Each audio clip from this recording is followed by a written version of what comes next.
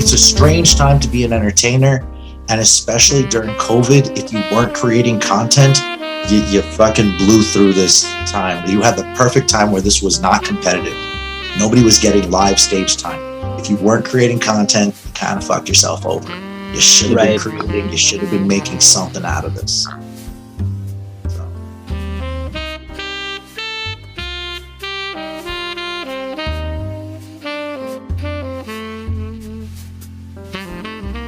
Just introduce you as a stand-up comedian and we go from there. Yeah, I'm a stand-up comedian. Everything's also scattered out.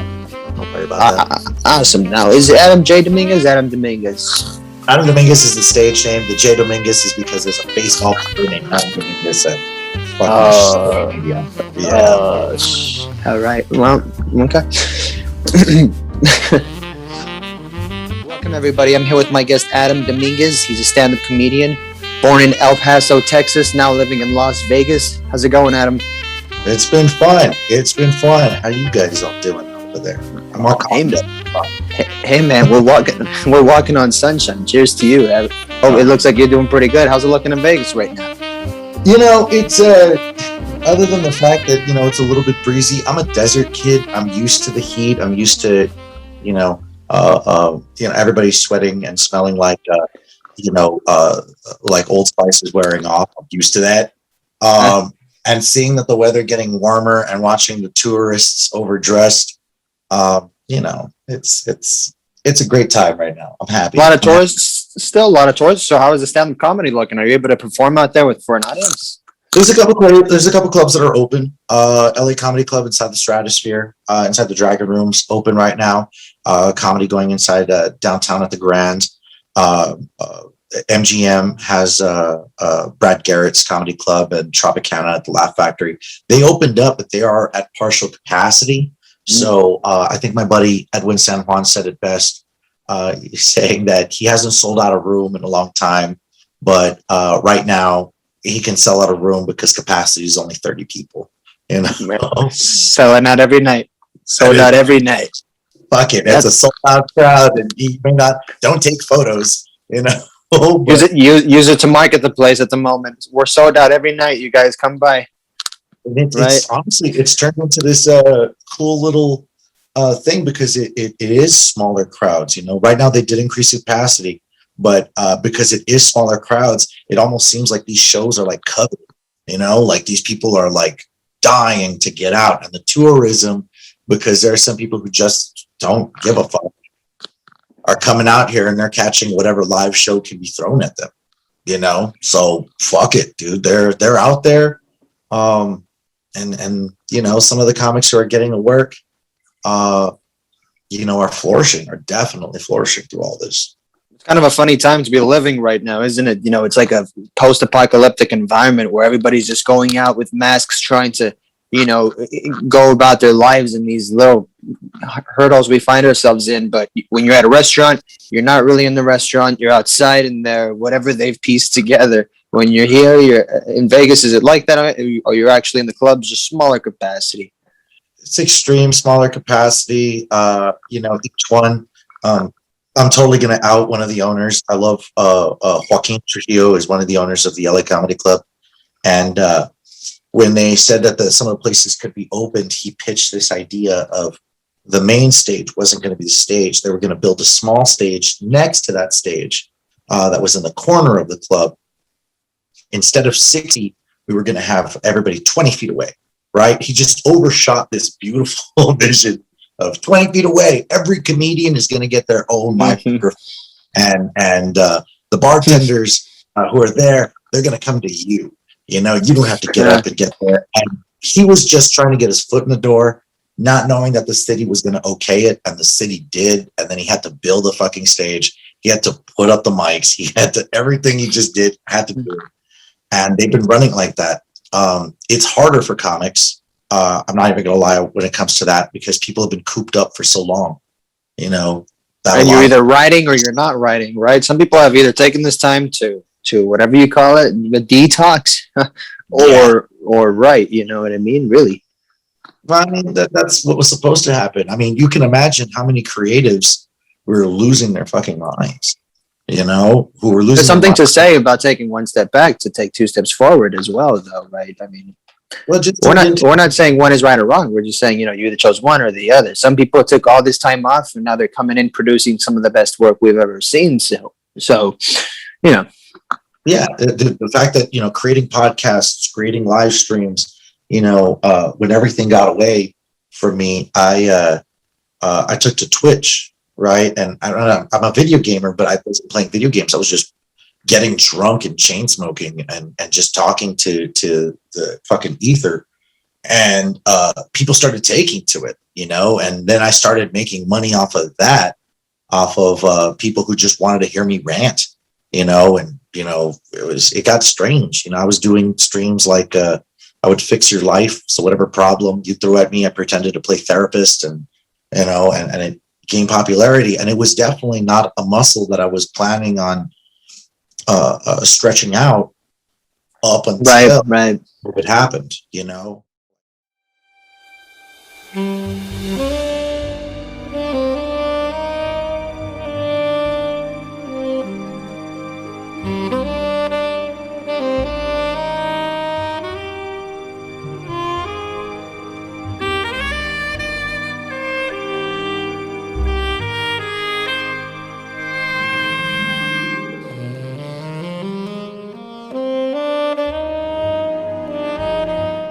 Second favorite Mike Tyson quote was everybody has a plan up until they get punched in this, you know. And this was the personification of it. Everybody had a plan up until they got punched in the fucking face with COVID, and whether you believed it or not, you had to roll with it, you know. Right. A lot of my good comedian friends, guys that I totally vouch for, quit.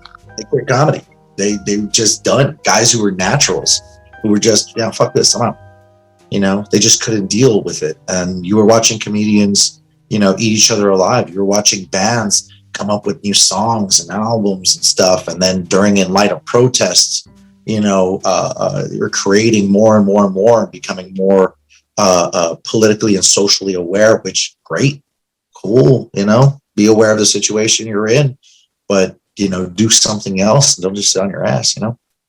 So where are you at currently? So you're active in the stand-up comedy department in Las Vegas. You're at these clubs that are open. They are at semi-capacity, but you're active in that area. You're competing with other comedians. How many other comedians are there out there? Is there as many as there were before? Is it sort of like, you know, there's a couple, you know, it's like the remaining survivors, right?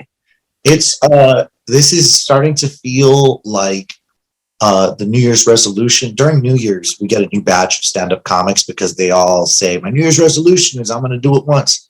And I think that's what COVID did. So the numbers are the same, but the faces are different. You know, I'm now, you know, I felt like back then I used to show up at an open mic and I saw everybody who was active.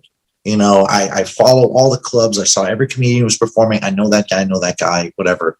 And then, now I got off the road. I just came off of a small little tour, and I got off the road. I went to a show, and there were people that I was like, who the fuck are you guys? And they're like, I'm this guy. You know who the fuck I am? I've been doing this open mic. And I'm like, okay, you know, I don't want to be like dad jeans about it, but it's kind of like, all right, kid, you know, I'm not gonna lie. There's a little bit of envy that I get whenever I see them, and I'm like, oh man, I remember being so fucking young, bro. Like, I remember showing up to open mics and being all like, fuck yeah, bro, this is gonna be fucking awesome.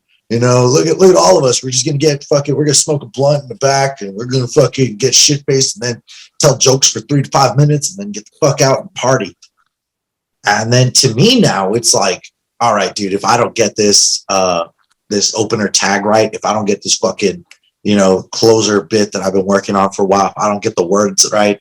That I'm gonna stress out because I don't have that new fucking closer that I want. I don't have that. It's just like a job. This is a job. You know, I Walk me love through. my job, but fuck, it is a job. Well, you own your business, and if you want to own your business, you got to work 80 hours a week just so you don't have to work 40 for somebody else. Yeah, I mean, Do you do something else? Are you full time comedy, or what else you right doing? now. I'm playing consultant to a group called Fremont Amusement. For those who know Vegas, there's a Las Vegas Strip, and then there's a Fremont Strip, which is old Vegas. And I teamed up with this company that is using stand-up comedians to help generate traffic into some of the businesses that were kind of affected because of COVID.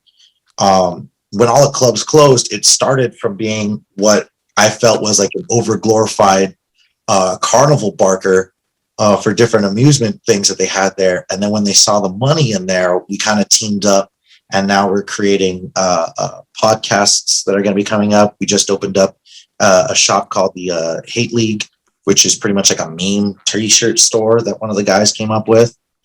That's exciting. So you're active. So you're active in the area. Yeah. So it turned into what started off as like a weird part-time job turned into, next thing I know, I'm roasting the mayor of Las Vegas, which I did about a month ago, for the grand opening of the store. They brought her out and I had to talk shit. So, How'd you feel about that? Did you hold back? Were there some jokes that you held back that you could have even gotten more with? Did you tell me on a scale from 1 to 10 on those jokes you wrote? How far in did you go? Okay, so this turned into like a weird show because to me, they first told me, leave no stone unturned, fucking go at her. For those who don't know, it was Carolyn Goodman who got viral for her interview with Anderson Cooper, where she said that Vegas was open to being a petri dish for COVID that they were planning on opening, right? So she went viral like crazy. To the point where my parents, who don't follow viral trends, were like, "Your fucking mayor's an idiot," and you're fucking, and they told me to just go in. So I wrote like a whole mess, and then maybe 2 days before the roast, one of the partners of the company messaged me up and he said, "Okay, maybe not that hard. She has mob ties," and I was like, "Oh, okay." And I was like, mob ties. I still kept it because I've never been afraid. I kind of back up everything I say on stage. I'm not a dick just to be a dick. Like I have a point, there's a point to being a dick. But the way the show went was she was running late. So they threw me on stage. I started talking for about maybe half an hour before she even showed up. And I was just kind of playing warm up and I threw a couple jokes here and there. And then she showed up and I said some things. And then I just kind of started flirting with her because I felt like it was like everybody loved her there. They were happy with the fact that she was on their side of opening business up again, And so I just started kind of flirting with her because I kind of read the room. And yeah, right. It's a whole thing, right? I mean, it's an experience. Yeah, you can't just go in there and pull out your sword when everyone's kind of taking just slight jabs at each other. And as I was talking to her, because this was out in the open on Fremont Street, a homeless guy that we all recognize, and we see a lot. It's fucking crazy. But this homeless dude walked by, and he interrupted me and he heckled me and he said, "Hey, is that Adam?" And security started kind of going towards him. And I looked at her and I just said, like, "See, I know people too. Like I'm fucking connected. I'm fucking connected, man. I know this homeless cabal down here. That's still connected, man." Yeah. So, I mean, it was all in all good fun. She was a good sport about stuff. I feel like I went hard on her before she showed up because that's what the situation called for. And then when she showed up, being like all these business owners' sweetheart, I still wanted to, like, I still took some jabs, but definitely you know, I don't know. It felt like a weird situation to go in and start talking about how useless she made it. So, I mean, That was your job for the night, though. I imagine you were speaking for what everybody wanted to say. You're kind of that voice for them, wouldn't you say? You're kind of that voice, and they are thinking that thing. They don't want to ask her about the shoe she's got on. but with as politicized as everything has become, with no matter what you say, you know, you're gonna have to sit back and defend it, no matter where you're gonna be at. You know, if you're a fan of comedians, we were kind of talking about this because the Patrice O'Neill documentary came out, and we were talking about how using race as like a joke is going to be extra dicey these days, right? Which used to be a lot of comics' bread and butter. One of the rooms here in Vegas, which is closed down right now, was called The Dirty at 12:30. It was heralded as the dirtiest show every Friday night at 12:30, hosted by Gabe Lopez. The guy who started that room was Ralphie May. That was Ralphie May's room, and that's, if you don't know, Ralphie May had no problem saying whatever racial slur came to his mind, and he made it funny, you know.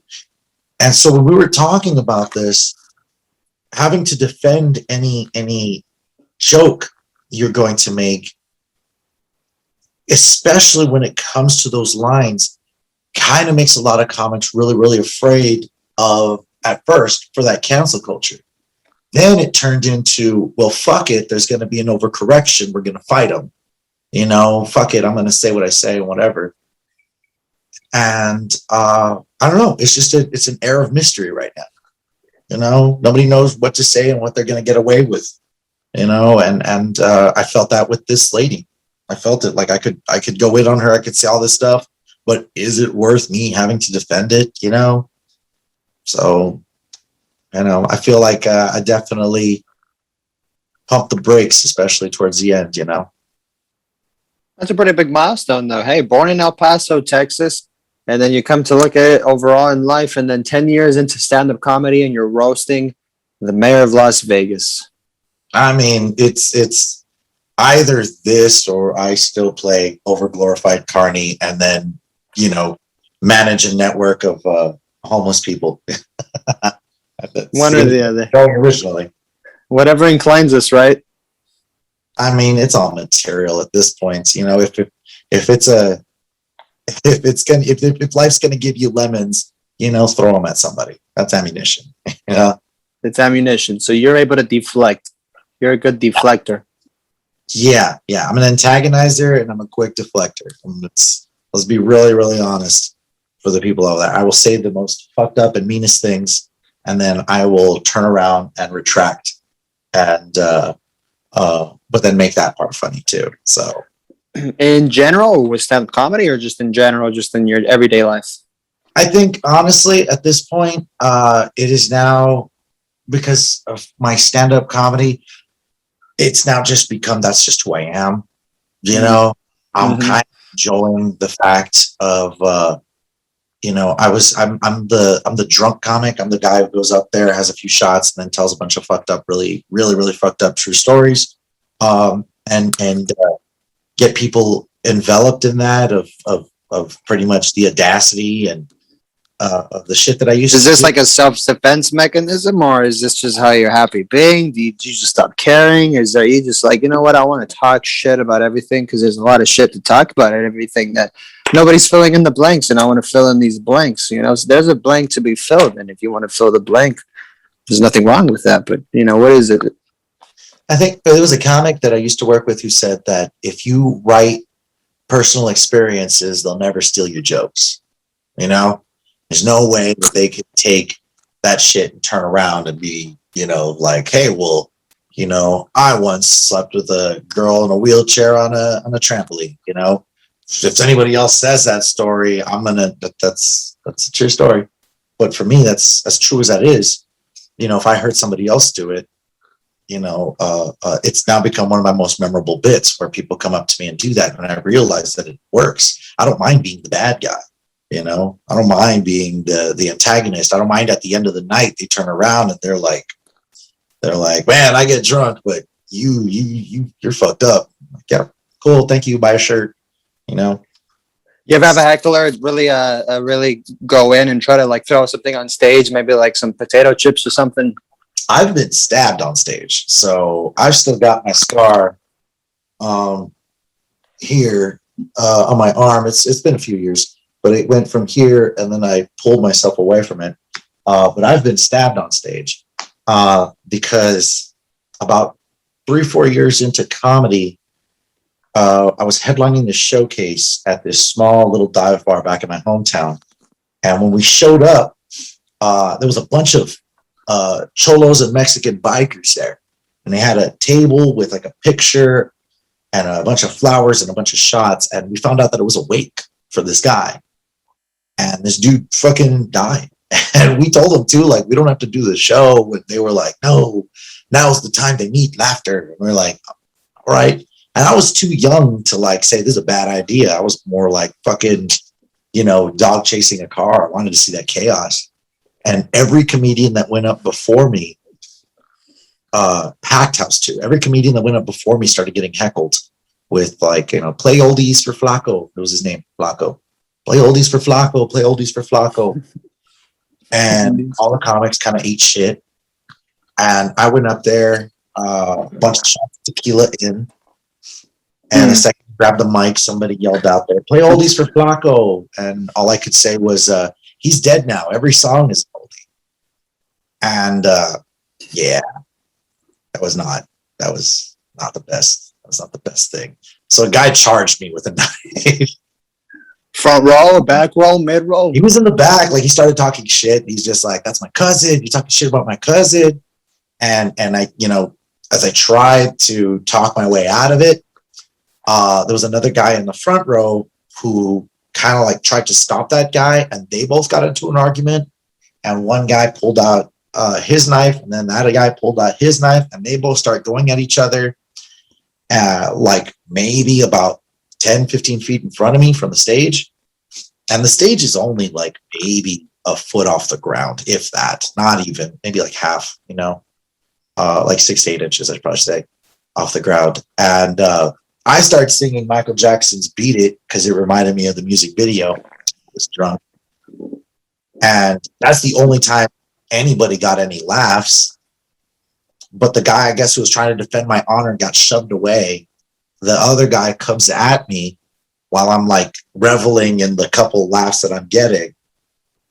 And the guy tries to reach for the cable from the mic.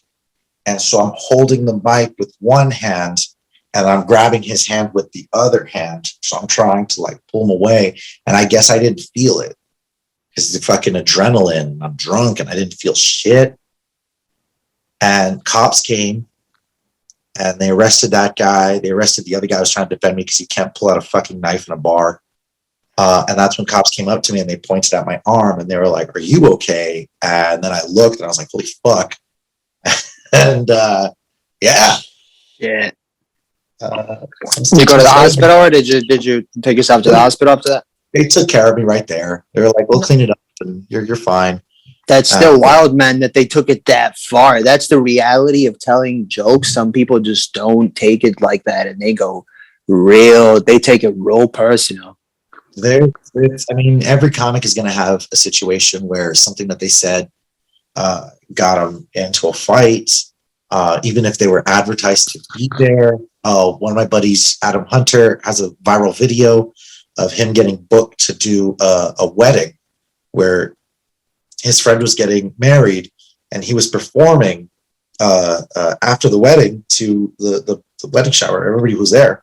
And he was kind of poking fun at some guy, and some guy charged him at a wedding that he was booked to be at, that everybody knew he was there. And the guy charged him and tried to fight him. And at a fucking wedding. You know? Well, there's always three sides to every story, right? Or the ones involved and the ones who saw. Yep. I mean, we saw it's on video. You can YouTube that. It's watching it happen and really, it's on so you can watch it. Yeah, comedy's it's dangerous work. Even if you're the cleanest comedian in the world, it's dangerous fucking work. It's you start off in these shithole bars. You start off in these terrible dives, you know, having to entertain drunks. You don't have the luxury of just like, well, I got started in a club and that's all I'm gonna do, you know. You still drinking tequila before sets? I'm now limiting myself to I'll take a shot and then I'll carry a beer with me on stage. If I'm hosting, probably nothing, or I'll just, you know, sip on something. But if I'm headlining, I'll definitely be like a shot. And I quit smoking, so before I used to like to have a few cigarettes before I got up on stage to kind of rest me up. But now I like to watch the comics before me and kind of gauge the crowd and see where everybody's at. And then there's something about missing moments for those smoke breaks. Yeah. I mean, don't get me wrong, it does clear my head and it helps me, you know, get to the parts that I want to get at. And it's definitely, it makes me manic on stage. But because of calamity and the shit that I taught on stage, I found out that being manic on stage actually kind of has been helping me out. You know, it's definitely, you know. Right. So, interesting, because you're using that as the coping mechanism instead of the nicotine.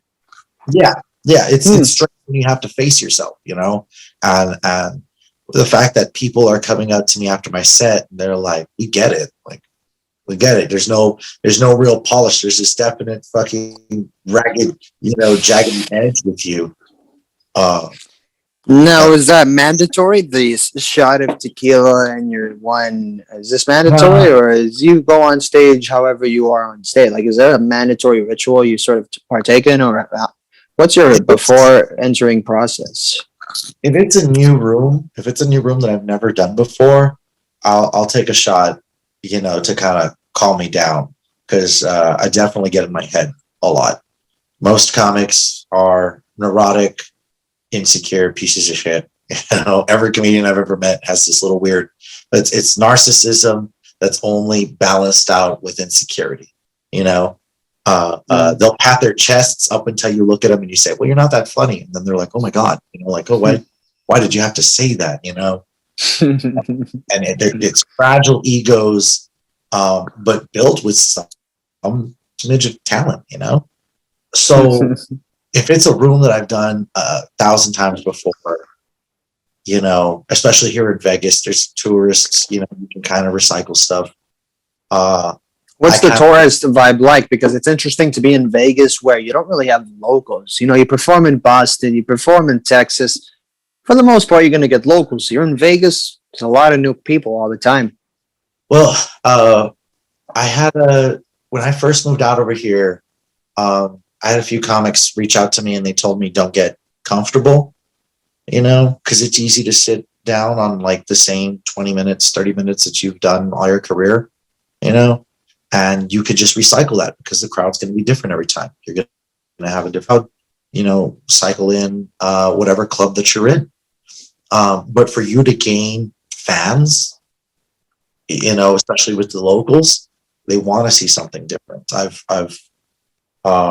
As calm and collected as I am, anybody who comes out to see my show knows for a fact, you know, the hair goes fucking insane and I'm screaming at people and we're having a blast. And you let loose, so it's the beast gets unleashed once the clock starts. Yeah, you're watching the slowest Bruce Banner turn, you know, and it's just gradual. You're like a joke, that'll hit. And the next thing you know, everything's fucking going out of control. And if I'm wearing a tie, that tie's fucking coming off. If I'm wearing a fucking jacket, that's coming off. I think one time I brought up a 74-year-old woman and I made out with her on stage because she was like my only fan at the time. But it was videos of that. Nice. Got me into a comedy club in LA, you know? Oh yeah, that's great content, man. That tells you he's real deal, man. That's what we want to see. That's what people want to see, you know. It's nice to see when somebody puts on a row, but then they go home and they wear their slippers and their family folks. That's nice to see. But sometimes it's kind of fun to see that somebody lives it and they're in it. And It's more exciting, I think, and I think it's the better time of your life sometimes. The journey, the chase, you know. Yeah, I mean, it's what kind of uh, it's something that, I'm not going to automatically assume everybody who comes out to see my show is going to be on board with. It's something that I definitely have to set the stage for. I have to say, like, okay, from here on out, okay, here's the jokes. From here on out, I'm going to go based off of you. I did this show in New Mexico where I was doing this bit about an ex-girlfriend that I had, and I was talking about sex toys that involved that.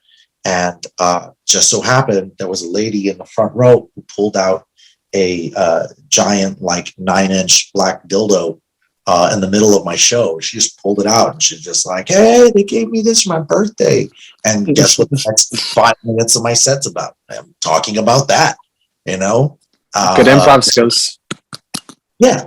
Like how are you going to be an entertainer and then not acknowledge that? You're just going to be like, "That's nice," and then move on.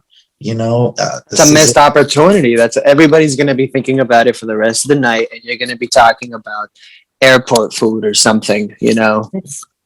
I'd rather acknowledge it. This all be a situation that we're all going through together.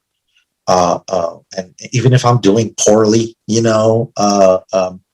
even after I had got stabbed on stage, I still was trying to perform. I was still trying to talk and be like, "Wow, that was crazy, ha ha ha," and you go with it.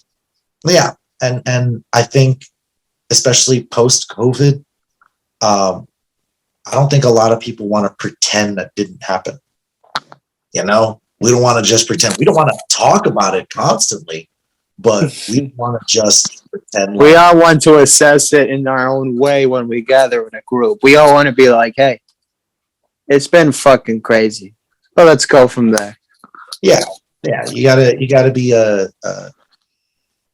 be aware of where you're at. Comedy's not exactly like music where you can just listen to the tracks and be like, "Oh, I love this part of that." You can listen to comedy albums and be like, "Oh, it's the way he says this. It's the way, everybody has their own little fucking Mitch Hedberg impersonation, and everything." But if you're not living in that live show, then what the fuck are you doing, dude? What the fuck? All right, you guys, coming up after our commercial break, we're going to get more from Adam Dominguez.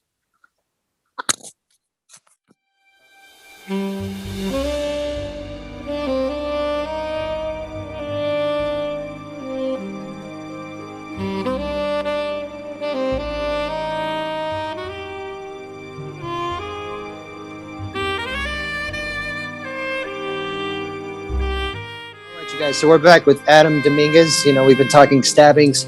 We've been talking being in the game for over a decade now. Hey, man, is that pretty crazy to look at? 10 years into the game, is that wild? Does it feel like just yesterday you were starting off at your first job? Time goes by pretty fast. 10 years is not that long, really, right? It feels like, have you ever had to try to write like your resume and try to look back and be like, "What years did I do this? What years did I do that?" And as of right now, I know all the things that happened. I couldn't tell you unless without the help of Facebook or Instagram posts. I couldn't tell you when they fucking happened.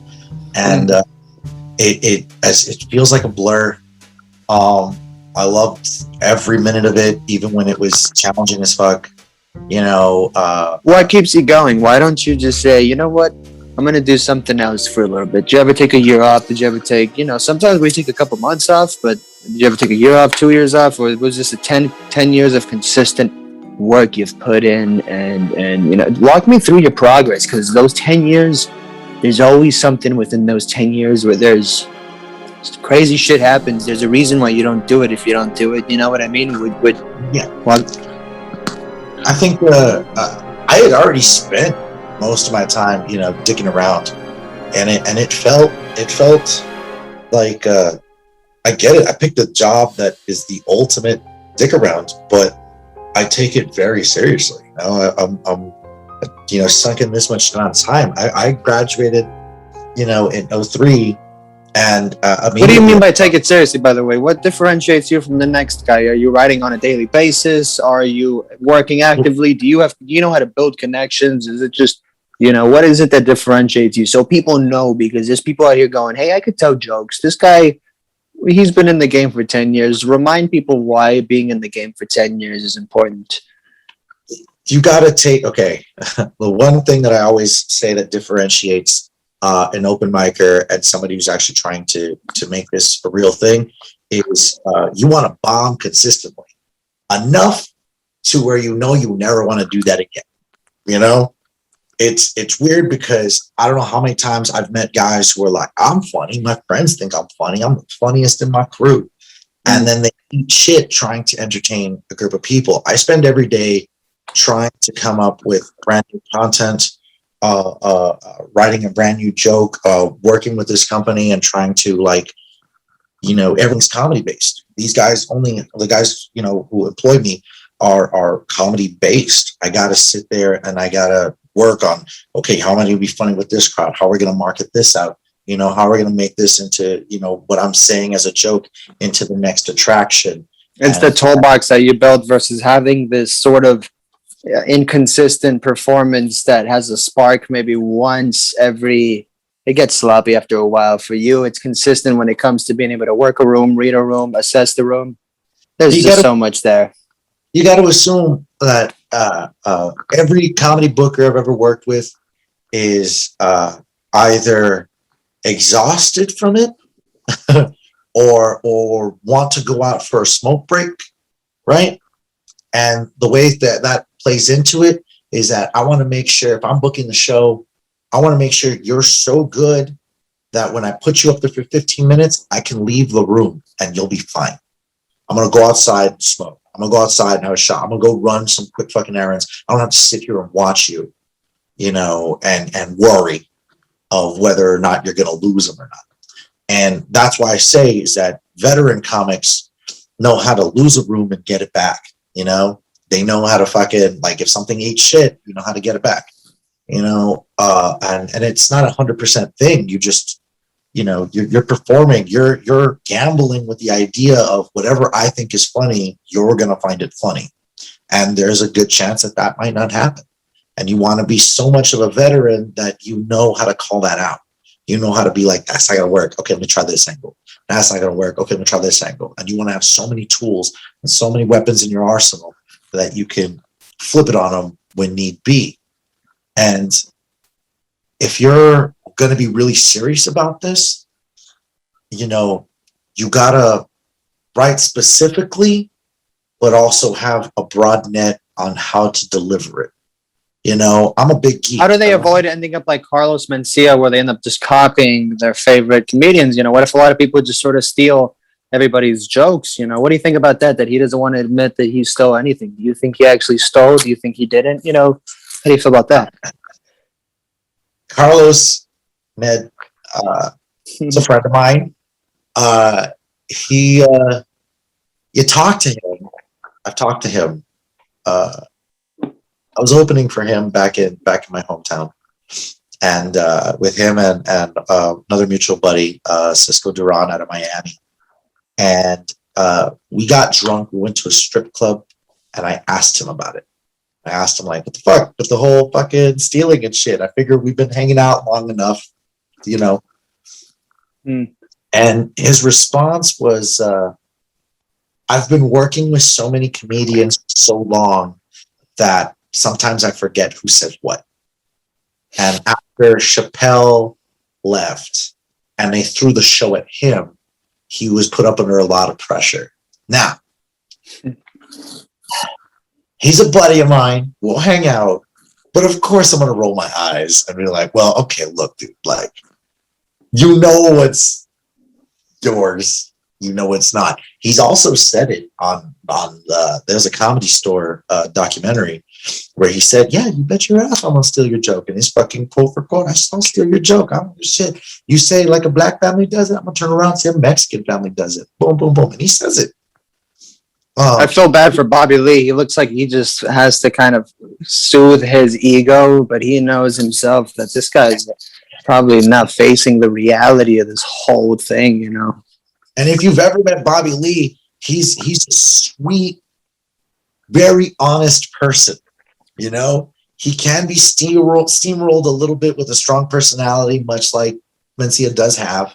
You know, it's a very, very strong, come at you personality, right? And Bobby is the type of guy. Bobby fucking God. One of the meanest thing he's ever said to me is he looked at me and he said, "You got a pretty face, but you don't work out your arms. What the fuck happened to your arms?" And then he grabbed my arm fat and he just jiggled it and then he walked away. And I was like, okay.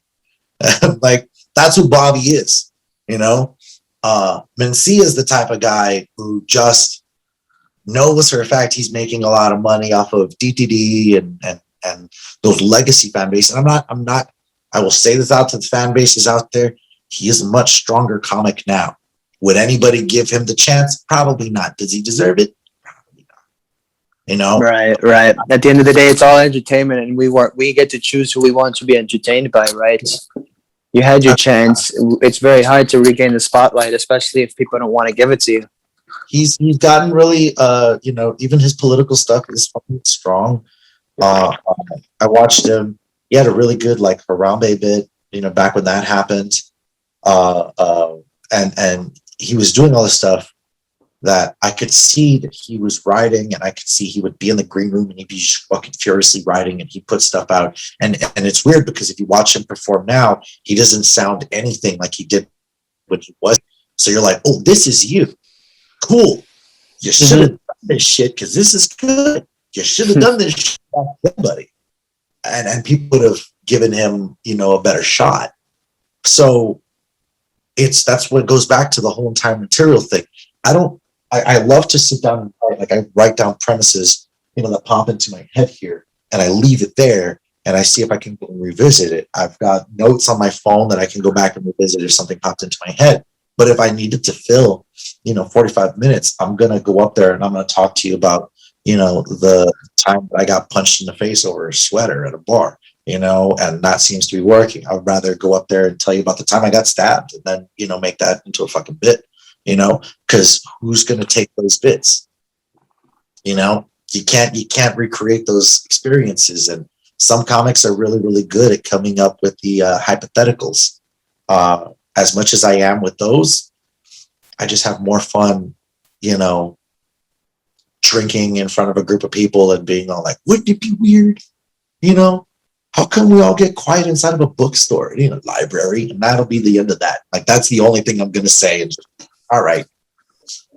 You know, it's an absolute. So walk me through Adam, do you have a daily ritual that gets you by on a daily basis? What do you do? Is it the coffee? You said you don't smoke anymore. What are you doing? You know, is it music? What do you do every day?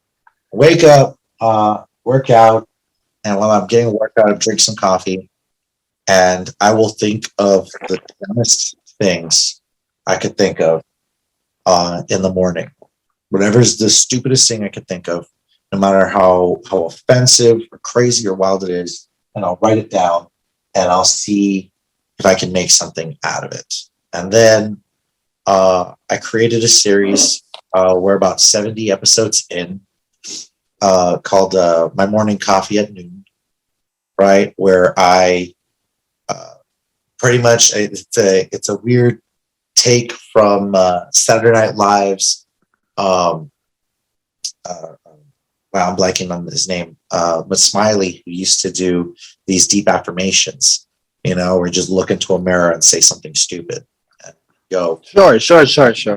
Yeah. So I started doing my strange ones that would come out, and it would be weird things like, you know, if your head is up your ass, you know, of course, all the things you're going to see is shit, you know, and then I just leave it at that. And then I put some soft shit music over it and have a cup of coffee. And I was doing that during COVID, and I was making like 3 a week. And then I realized that people were, I mean, it doesn't have too many views or any of that stuff, but people were sending me coffee. People were sending me coffee mugs because they're like, we love it. You keep sending us that, keep doing that. And people wanted to be guest stars on that. So now every morning I just write a new batch of them, film them, see whatever I can make into jokes that actually make it on stage. The rejects of everything that I write ends up on the show. And then the stuff that I can take on stage with me goes up on stage. And after that, spend a lot of time trying to bulk up social media presence, and barely got a freaking TikTok. So I feel old as fuck. Watching these kids come up with shit. It's a lot in your face, right? It's very in your face, the entire application. You right when you open it, you got the music videos, and it's so fast paced, man. You got to really take it all in. It's disposable. All of it is disposable. It's the same thing with It's memes. very disposable, yeah. It's same things with people who sit there and try to create memes. They're trying to write memes, but all they're doing is it something that you'll sit back, you'll laugh at, you'll share. No one really cares who it came from. No one's really writing down, oh, by the way, this was directed to so and so. This was directed, this guy. But do you think this fast food version of comedy is going to affect the real version of comedy? Because here's the thing. Those people who are making those memes, a lot of them are spending a lot of time at home looking for comedy, and they find it in the best comedians, where it sort of becomes this rotating wheel of them taking the best comedy and turning it into this fast food form of comedy where they put it in their memes, right? The best comedians comedy, they're gonna chop it up and put it in a meme probably. And it just, do you think eventually, how are we gonna get rid of this fast food form of comedy that's just, Comics found a way. What they did was they created podcasts, Tiger Belly and Your Mom's House, and one of my personal favorites, Bad Friends, with Santino and Bobby Lee, and, Fighter and the Kid. All these, they created these podcasts, and they cultivated their own communities with their own inside jokes and memes and everything, and they came out. Same thing with fucking Morning Coffee, which is minuscule to what they've got. Right? I've got people who shoot me messages. Hey, you forgot one today. And it's these little weird communities who just want to hear you out. So that's the only way I could brand my fast food level jokes, was I had to put it up under this. They're going to turn around and they'll be like, oh, I heard that on My Morning Coffee when this comedian fucking said it, blah, blah, blah, blah. And that's the only way I can put my stamp on it.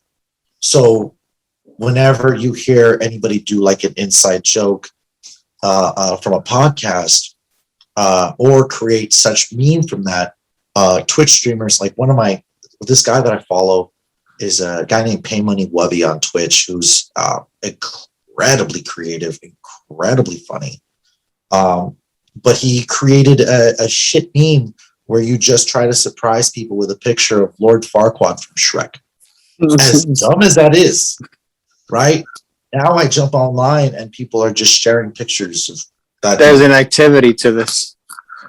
And guess what? You influence the community over something so stupid. So there's something to say about that influence. Yeah.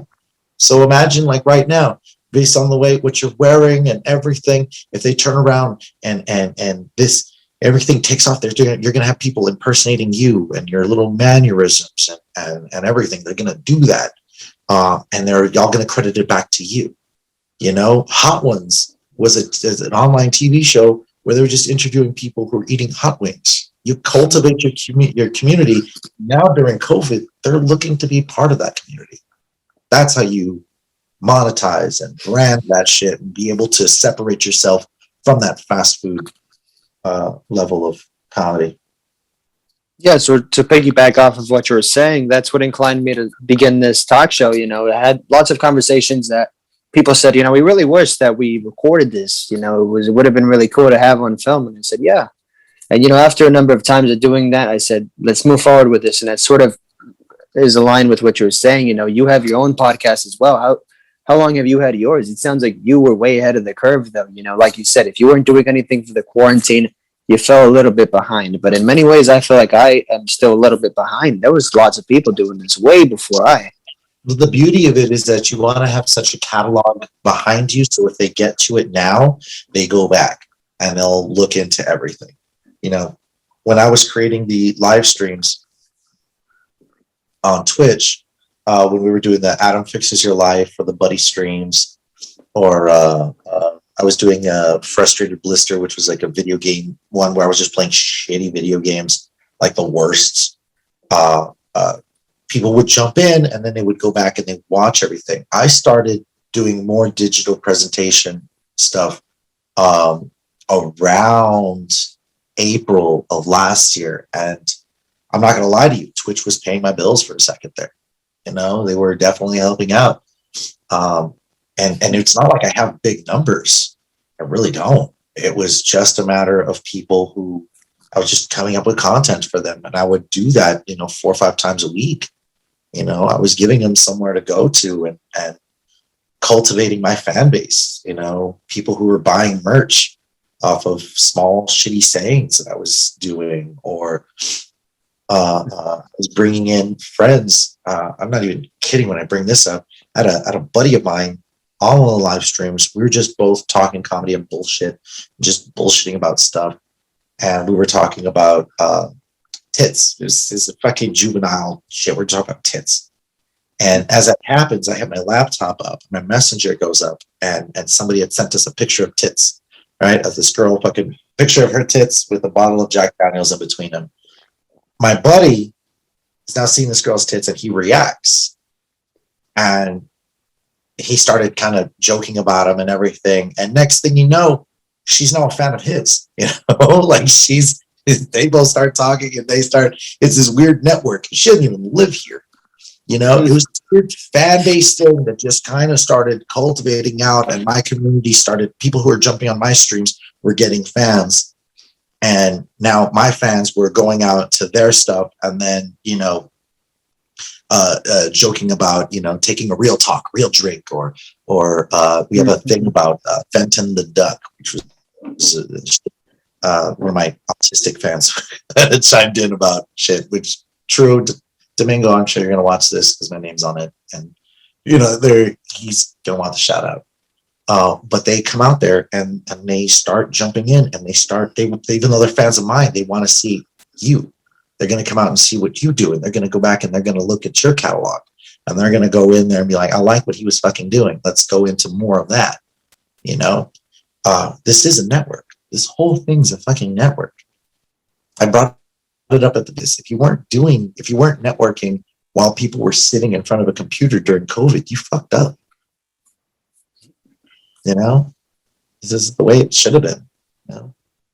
It's strange. Everybody needed that breather from being competitively creative to just being independently creative. Well said. Well said. Well, Adam, where can we find you? What are your social media handles? You can find everything all branded under Adam J. Dominguez, Dominguez. That's my Twitch, Twitter, Instagram, Facebook, and OnlyFans. No, we used to have an OnlyFans. OnlyFans is down. That was a joke that we made, and thank you for the $30, people. Under construction. Yeah, but you can find everything on there, all my tour dates and everything else. Which are slowly coming together and coming up. You guys can catch me. I'll be performing once we solidify the dates. I'll be at Stir Crazy Comedy Club in Phoenix coming June. Is the only one that we have set up, and then at Looney's Comedy Bin in Colorado Springs also in June. For the rest of it, follow me up. Like I said, Adam J. Dominguez, or you can follow our new crazy ass production at Hate League. Which pretty much is the exact way it sounds, which would be detailing a lot of stuff here in Las Vegas. All right, Adam, it's been an absolute pleasure having you. I appreciate your time. I appreciate your words. I appreciate the stories. You're a legend, man, and I look forward to having you on again and following up with you. Pleasure, man. I'm following you too, man. Fucking so much success. I'll keep supporting, dude. All right, man. Likewise. All right.